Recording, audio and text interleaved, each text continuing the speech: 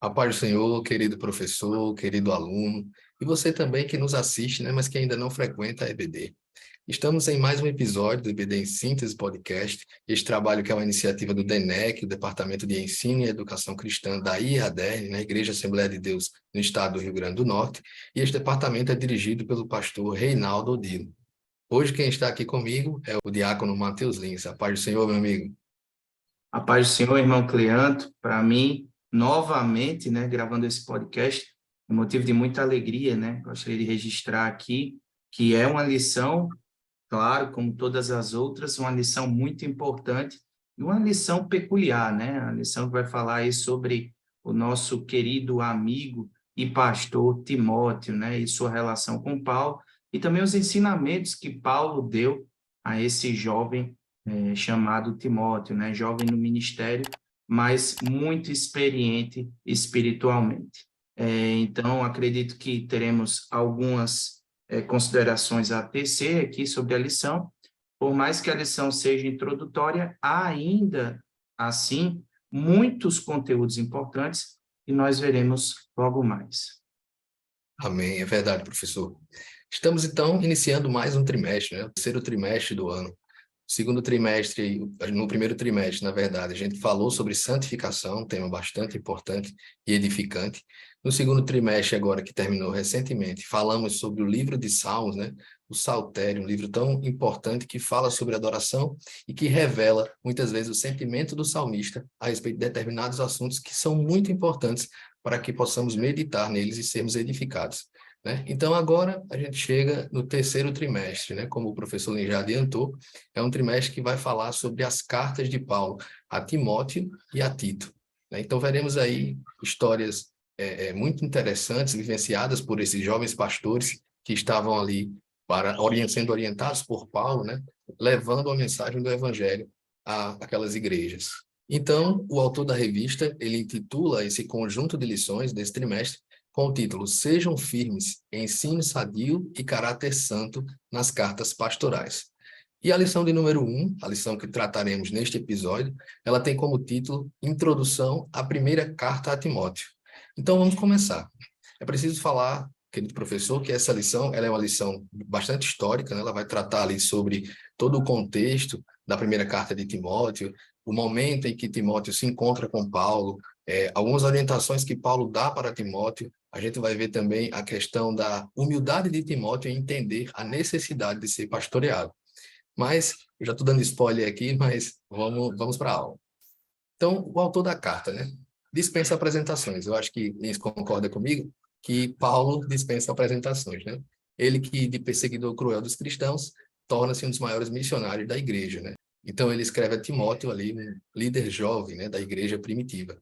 Paulo, então, escreveu 13 livros do Novo Testamento, sendo 9 cartas às igrejas, 3 cartas são destinadas a Timóteo, né, que é a primeira e a segunda, a outra carta a Tito e, por fim, a carta a Filemon.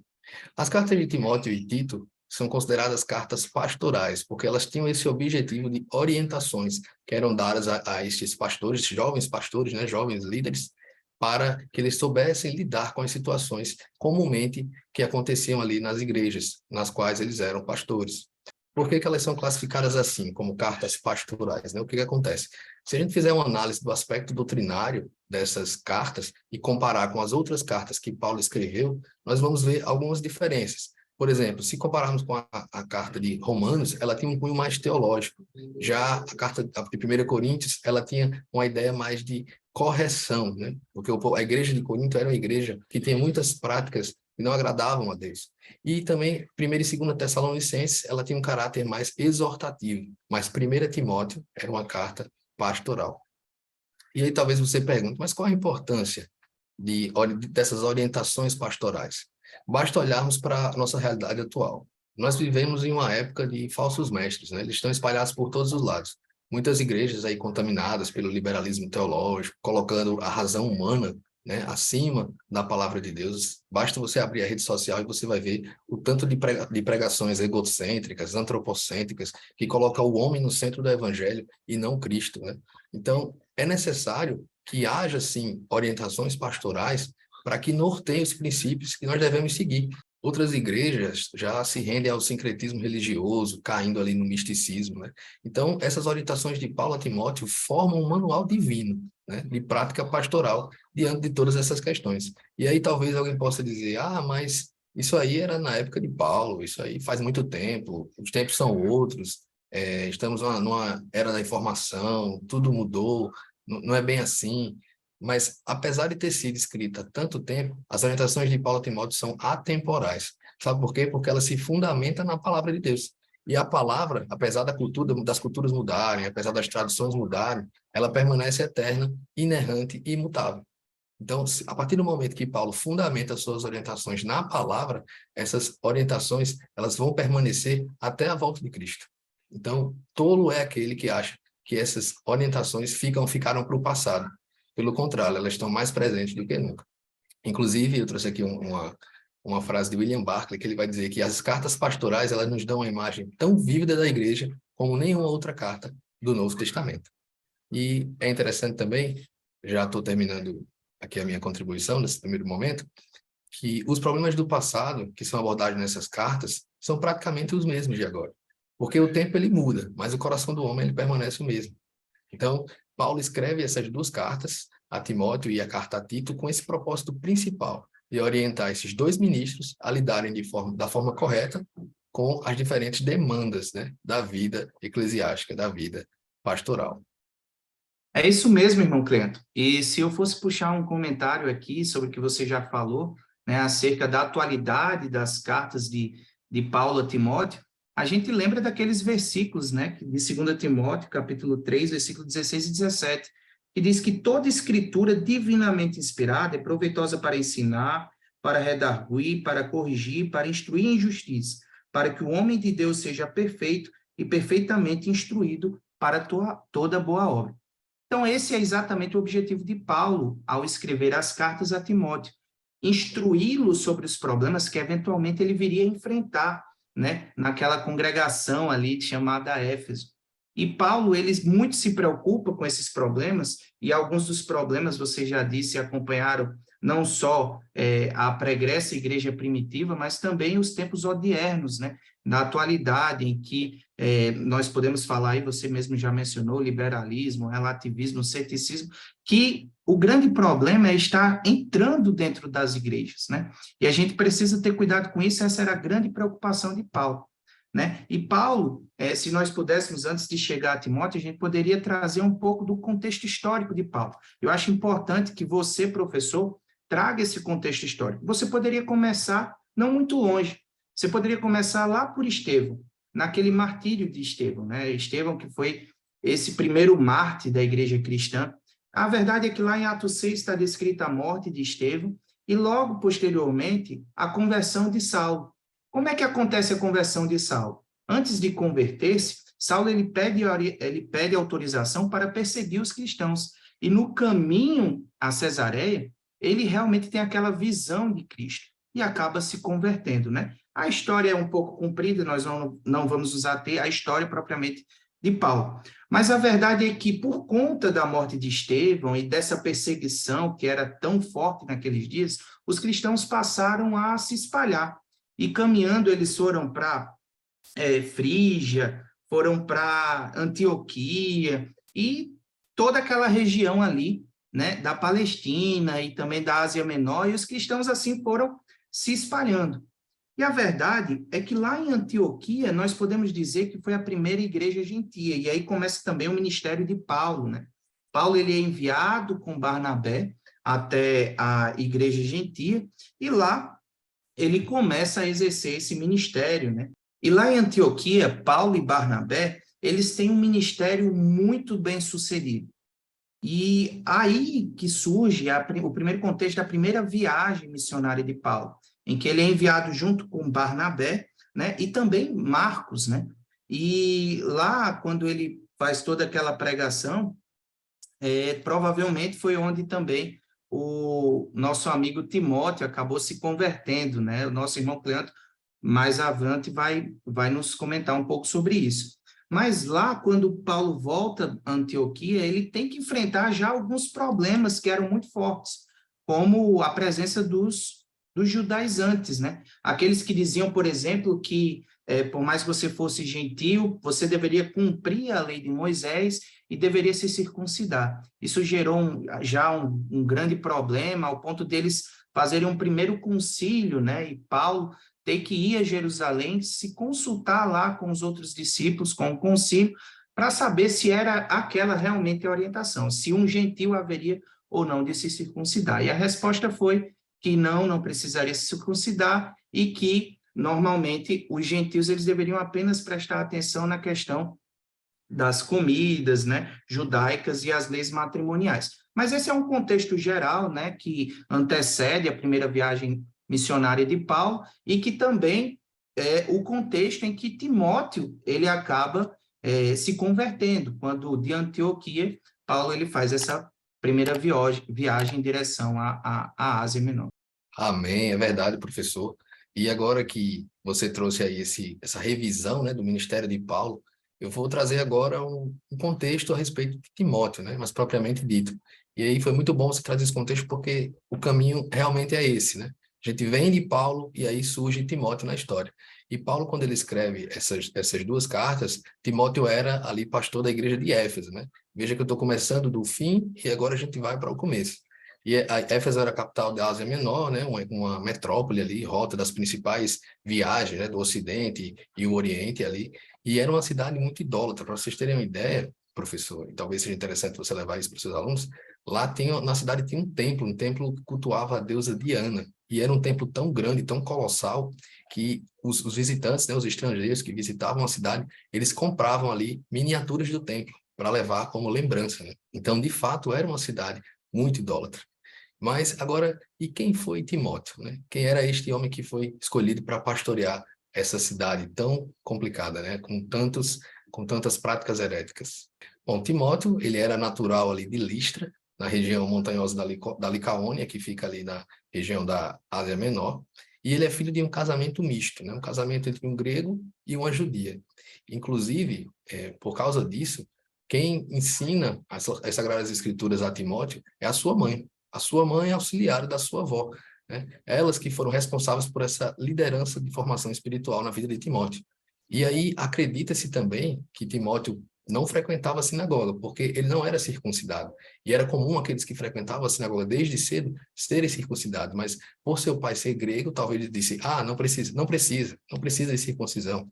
E por isso ele não era circuncidado, e a gente vai ver mais na frente a preocupação de Paulo em relação a isso. E aí algumas características pessoais de Timóteo, né? Ele possuía basicamente 3 marcas, que eu separei aqui para a gente comentar. Ele era jovem, ele era tímido e era doente. Veja que se a gente olhar para essas características, talvez seja muito difícil enxergar um líder espiritual de uma cidade como Éfeso, né? Mas Paulo, ali orientado pelo Espírito Santo, consegue ver nele essas características necessárias para ele assumir essa cidade. E aí essas características de Timóteo, elas acabavam tornando ele um homem retraído, né? E a gente lendo a carta, né, a primeira carta, a gente vai ver Paulo exortando Timóteo algumas vezes para combater essa tendência ao desânimo, né? Dada essa timidez. E eu trouxe como exemplo aqui 1 Timóteo, capítulo 4, versículo 12 e 13, que diz: ninguém despreze a tua mocidade. É bem conhecido esse versículo, inclusive. Mas ser o exemplo dos fiéis na palavra, no trato, na caridade, no espírito, na fé, na pureza. O 13. Persiste em ler, exortar e ensinar até que eu vá. Aí a gente tem também o versículo 16. Ele vai dizer: tem cuidado de ti mesmo e da doutrina. Persevera nestas coisas, porque fazendo isto te salvarás, tanto a ti mesmo como aos que te ouvem. Então veja que Paulo sempre estava ali dando ânimo para que Timóteo continuasse, né? E como é que se dava esse relacionamento, né, de Paulo com Timóteo? Como é que eles se encontraram? A primeira vez que eles se encontram aconteceu quando Paulo e Barnabé, justamente como o Lins comentou, estava realizando a primeira viagem missionária. Em Atos 16, versículos 1 a 3, a gente vai ver esse encontro de Paulo com Timóteo, né? Eu vou ler aqui rapidamente. E chegou a Derbe e Listra, e eis que estava ali um certo discípulo por nome Timóteo, filho de uma judia que era crente, mas de pai grego, do qual davam bom testemunho os irmãos que estavam em Listra e em Icônio. Paulo quis que este fosse com ele, e tomando, o circuncidou, por causa dos judeus que estavam naqueles lugares, porque todos sabiam que seu pai era grego. Então, veja o cuidado de Paulo, né? Por ele saber que haveria um preconceito daquelas pessoas em ouvir Timóteo, porque Timóteo tinha um pai grego, ele circuncidou ele. Então, mesmo que tivesse havido aquela liberação da circuncisão, a circuncisão não era mais aquele corte do prepúcio, mas a circuncisão de coração. Então, Paulo, sabendo disso, ele ordena que Timóteo faça a circuncisão, justamente para ele não sofrer esse preconceito e que a pregação da palavra não seja prejudicada por isso.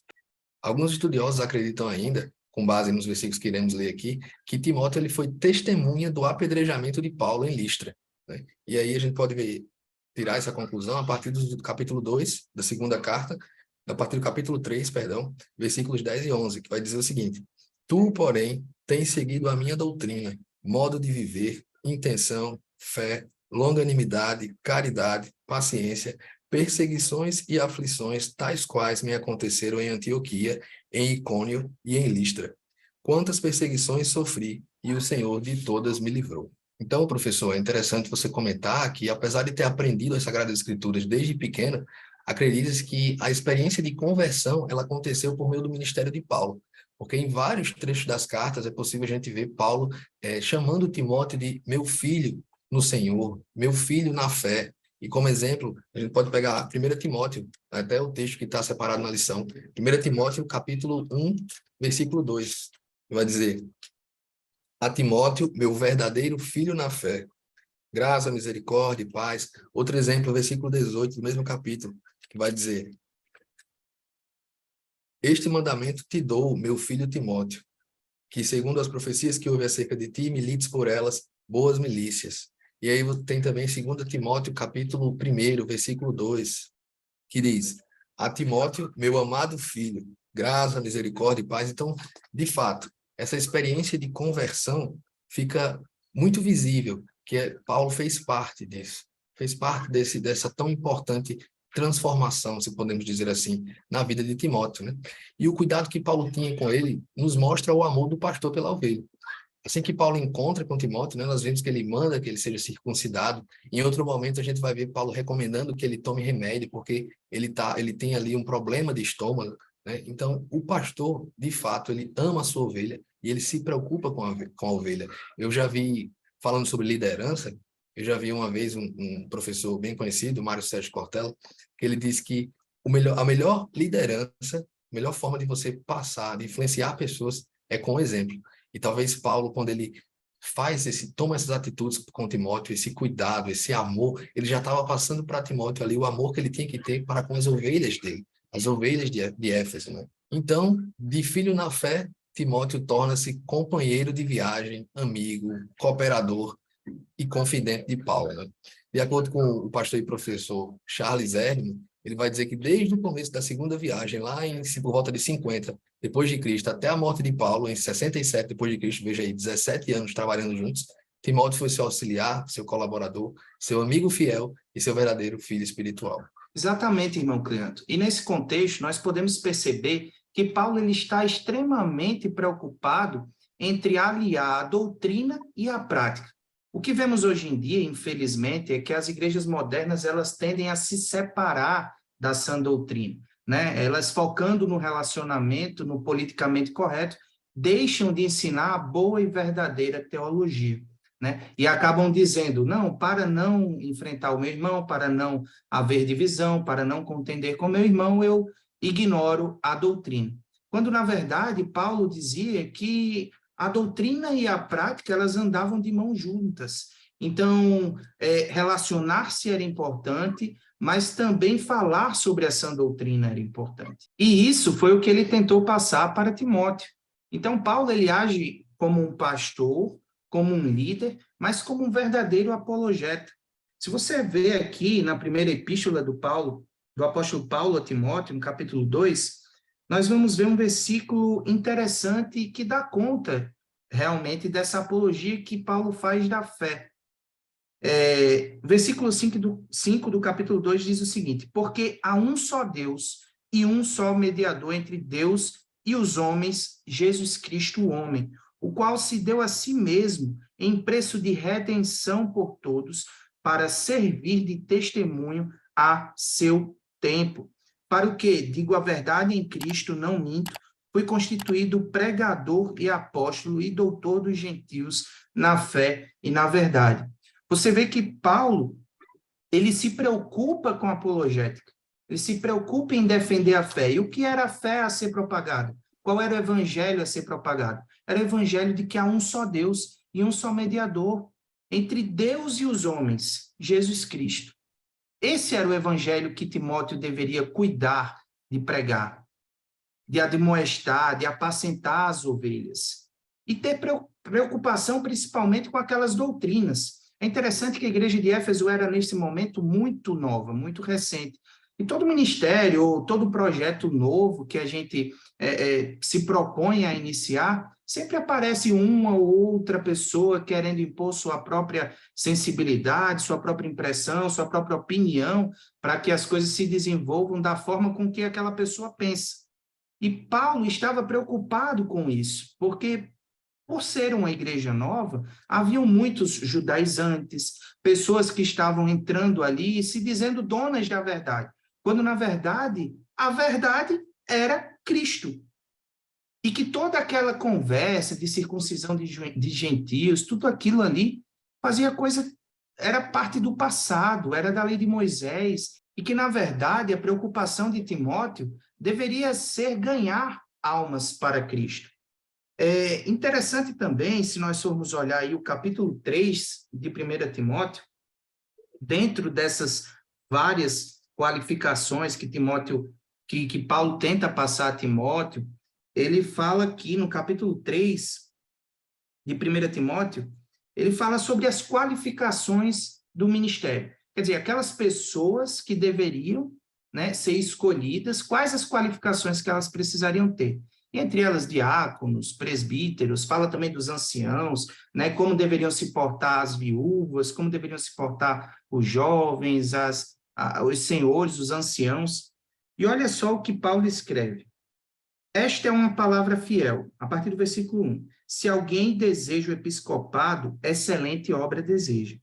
Convém, pois, que o bispo seja irrepreensível, marido de uma mulher, vigilante, sóbrio, honesto, hospitaleiro, apto a ensinar. Não dado ao vinho, não espancador, não cobiçoso, de torpe ganância, mas moderado, não contencioso, não avarento.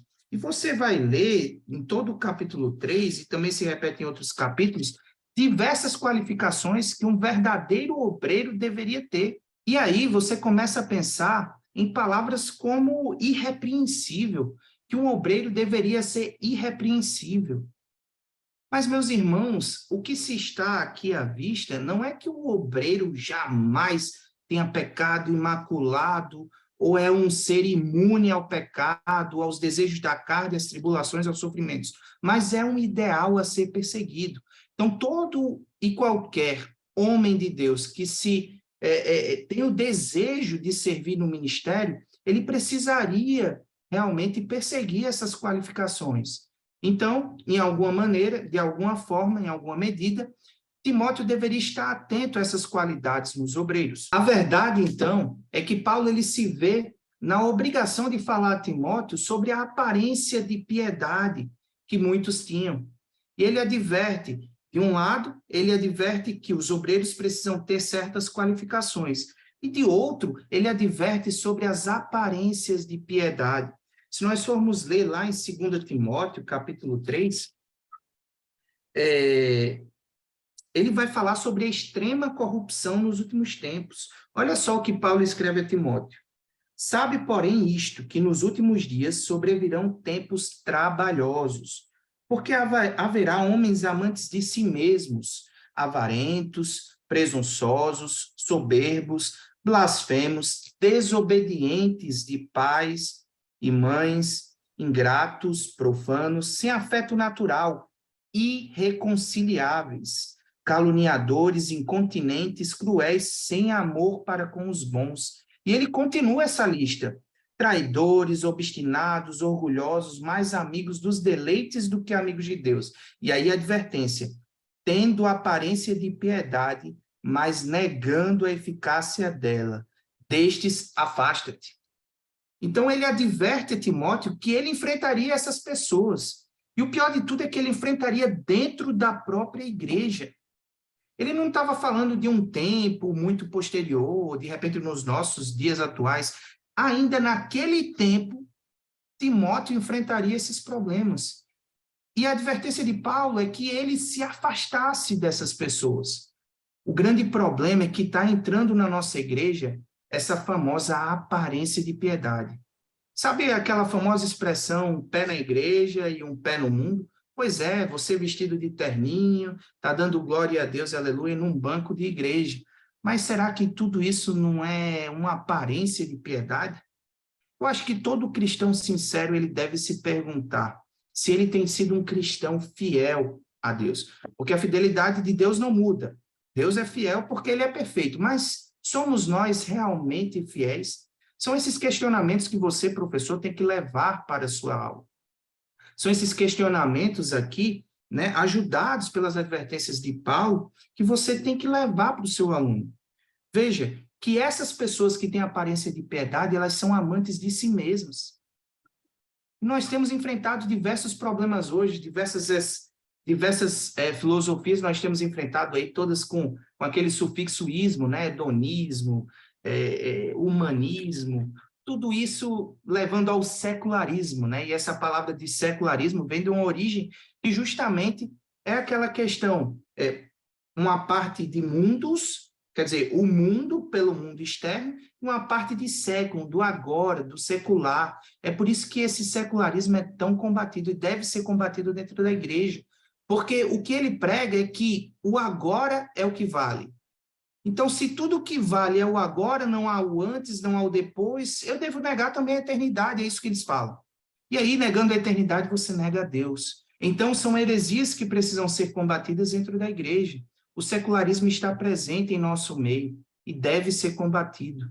Porque, combatendo, a gente faz uma verdadeira apologética, uma verdadeira defesa da fé, né? E Paulo estava preocupado com isso, ele era um verdadeiro apologeta. Uma outra preocupação de Paulo era também instruir a Timóteo a perseverar na doutrina, mas também na tradição bíblica. Quer dizer, aquilo que havia sido ensinado a Timóteo, ele deveria passar para as gerações futuras, para as suas ovelhas. E não é a tradição bíblica somente pelo conservadorismo reacionário propriamente dito, mas o conservar a verdade, conservar a palavra de Deus. E de onde que vem a palavra de Deus, que é a fonte?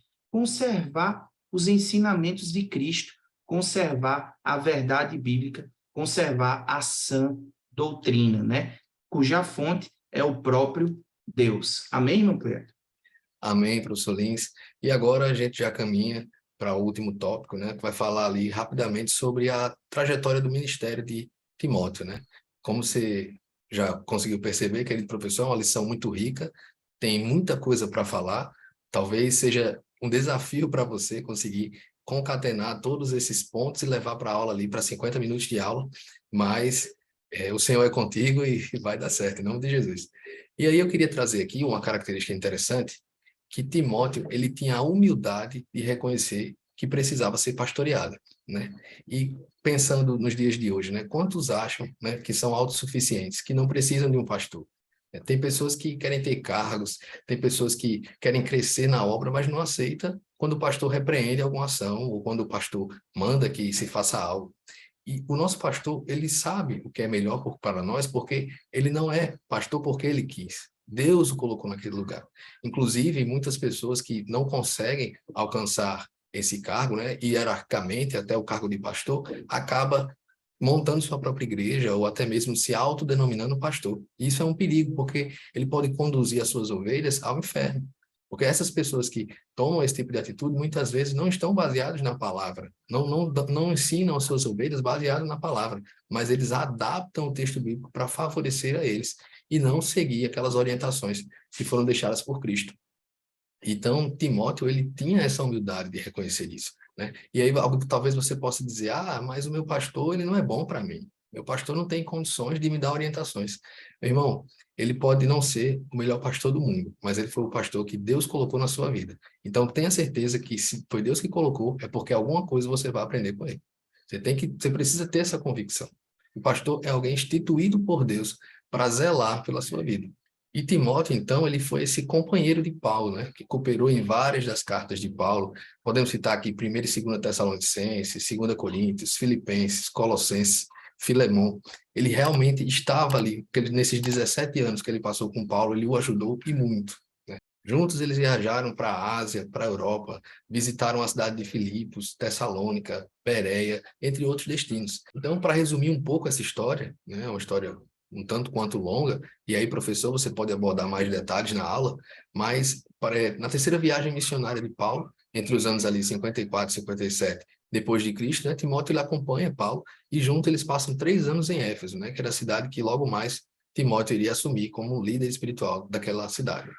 E aí, durante esse período, Timóteo ele é enviado para Corinto, e logo em seguida, depois da sua volta, ele visita a Grécia, né, com Paulo, e faz parte do grupo que seguiu o apóstolo pela última vez a Jerusalém, né, que foi onde Paulo foi preso. Então, após a libertação de Paulo, Timóteo ele se encontra com ele, né, em Roma, e vai com ele para a Ásia, tendo sido deixado ali à frente da igreja de Éfeso. E pouco tempo depois, ele recebe a primeira carta de Paulo. E aqui, meus irmãos, a gente chega, como eu falei, eu comecei pelo final, voltei para o início, e agora a gente termina com essa primeira carta de Paulo chegando a Timóteo. Pois é, Cleanto. E como o professor já deve estar percebendo, por mais que seja uma lição introdutória, né, com muito contexto histórico, há também um conteúdo espiritual muito relevante. E qual é o conteúdo espiritual das epístolas de Timóteo e também Tito? É o conteúdo da salvação. Paulo estava preocupado com a essência, e a essência era a salvação dos homens. Aquela mensagem que de Cristo ouvira deveria ser repassada às próximas gerações, à igreja primitiva, aos primeiros crentes, aos gentios e até os dias de hoje. A essência é Cristo. Veja o que está escrito em 2 Timóteo, capítulo 4, a partir do versículo 1. Conjure-te, pois, diante de Deus e do Senhor Jesus Cristo, que há de julgar os vivos e os mortos na sua vinda e no seu reino. A primeira premissa é: haverá um futuro, haverá a vinda de Cristo, e Cristo haverá de julgar os mortos, os vivos e os mortos. Então, Paulo está falando aqui, pedindo a Timóteo que ele pregue a palavra em tempo e fora de tempo, como está escrito no versículo 2, redárguas, repreendas, exortes com toda a longanimidade e doutrina, porque virá o tempo em que não sofrerão a sã doutrina. Olha que interessante. Tendo comichão nos ouvidos, amontoarão para si, conforme as suas próprias concupiscências. Meus irmãos, nós devemos ter cuidado. Quando há comichões nos nossos ouvidos, quando começamos a não gostar da palavra do pastor, quando começamos a apontar defeitos no que o pastor está falando lá na frente, no púlpito, ou quando não concordamos com a sã doutrina, isso é um indicativo cruel de que você está dando lugar à carne. E Paulo está advertido de que isso iria acontecer, porque acontece com todo ser humano que se presta a ser amante de si mesmo e ignorar a sã doutrina. Veja que Paulo está falando de um comichão nos ouvidos, quer dizer, a palavra dói. E tem doído hoje. É muito difícil você falar a verdade em nosso meio. É muito difícil você falar a verdade aos 4 cantos da terra e sair imune, sem nenhum sofrimento, porque o crente verdadeiro cristão, a ele é dado o direito de padecer por Cristo. Veja, direito é aquilo pelo qual nós brigamos. E sofrimento por Cristo é um direito do crente. Nós devemos brigar, inclusive, para sofrer por Cristo. Veja que o comichão está aí, aos ouvidos de muito, porque querem ignorar a verdade, e a verdade é a salvação em Cristo Jesus. E Paulo continua demonstrando aqui, dizendo: e desviarão os ouvidos da verdade, voltando às fábulas. Quer dizer, qualquer fábula, qualquer heresia, qualquer apostasia é mais palatável do que a verdade verdadeira, do que Cristo. Porque nós devemos viver uma contracultura e não é muito fácil viver essa contracultura, né? O mundo vem de um lado e nós devemos ir contrário a esse fluxo que leva à perdição, né? E lá tem dizendo aqui, ó, a Timóteo, mas tu se sobra em tudo, sofre as aflições, faze a obra de um evangelista, cumpra o teu ministério. Paulo está falando, cumpra o seu ministério, sofra, mas cumpra o seu ministério, porque essa é a função de um evangelista. E há muitos, meus irmãos, que se perdem pelo caminho. Isso me faz lembrar aquele diálogo que Jesus tem com Lucas, lá no livro de Lucas, melhor dizendo, lá no capítulo 13, versículo 22, diz o seguinte: quando Jesus percorria as cidades, né, e as aldeias, ensinando e caminhando para Jerusalém, uma certa pessoa chegou para Jesus e disse o seguinte, versículo 23, e disse-lhe Senhor, são poucos os que se salvam? E ele lhe respondeu, porfiai por entrar pela porta estreita, porque eu vos digo que muitos procurarão entrar e não poderão. Quando o pai de família se levantar e cerrar a porta, e começardes a estar de fora e bater a porta dizendo, Senhor, Senhor, abre-nos, e respondendo ele vos disser, não sei de onde vós sois. Então começareis a dizer, temos comido e bebido na tua presença, e tu tens ensinado nas nossas ruas, e ele vos responderá, digo-vos que não sei de onde vós sois, apartai-vos de mim, vós todos o que praticais a iniquidade. A verdade é que essa palavra dói, essa palavra muitas vezes se torna um comichão. Muitos dirão, Senhor, Senhor, e Cristo dirá apenas, apartai-vos de mim, não vos conheço. Aqui, o interlocutor que está falando com Jesus, está perguntando a ele se serão poucos os que se salvam. E aí eu começo a refletir, será que em nosso meio, a grande maioria se salva ou se perde? A grande maioria vai para o céu ou vai para o inferno? Aparentemente, Jesus não respondeu aqui. Ele disse apenas, porfiai por entrar pela porta estreita. Mas aí eu me lembro que está escrito lá em Mateus, capítulo 7 e versículo 13. Quando Jesus fala sobre os dois caminhos, Jesus diz, entrai pela porta estreita, porque larga é a porta e espaçoso o caminho que conduz à perdição, e muitos são os que entram por ela. Veja que Jesus agora estava respondendo. Aqui é a resposta, há muitos que se salvam? Jesus está dizendo que não. Infelizmente não. A porta é larga, espaçoso é o caminho, e por isso muitos encontram essa porta e muitos percorrem esse caminho. E aqui Jesus é claro, muitos são que entram por ela, né? Essa porta que conduz à perdição. E porque estreita é a porta e apertado o caminho que leva à vida, e poucos há que a encontrem. Essa é a verdade que Timóteo deveria pregar. A verdade de Cristo. A verdade da salvação única e exclusivamente através de Cristo. A verdade que hoje é comichão. A verdade que hoje muitos, preocupando-se com os relacionamentos para evitar divisões, evitar contendas, muitos se esquecem de falar a sã doutrina, a verdade da salvação. E é isso que Paulo adverte a Timóteo, é isso que Paulo adverte a Tito, e é por isso também que essa carta é tão atual para os dias de hoje. Nós devemos ter cuidado. Nós, obreiros, diáconos, presbíteros, nós, membros da igreja, que sentamos naquele banco, não somente para dizer glória a Deus e aleluia, mas para honrar a Deus em espírito e em verdade. Nós devemos nos preocupar, nós devemos conservar, e por isso somos conservadores, nós devemos conservar a sã doutrina. Timóteo enfrentou problemas, mas ele deveria, com certeza, ao final de sua carreira, guardar a fé, assim como Paulo guardou a fé. Correndo a carreira, né?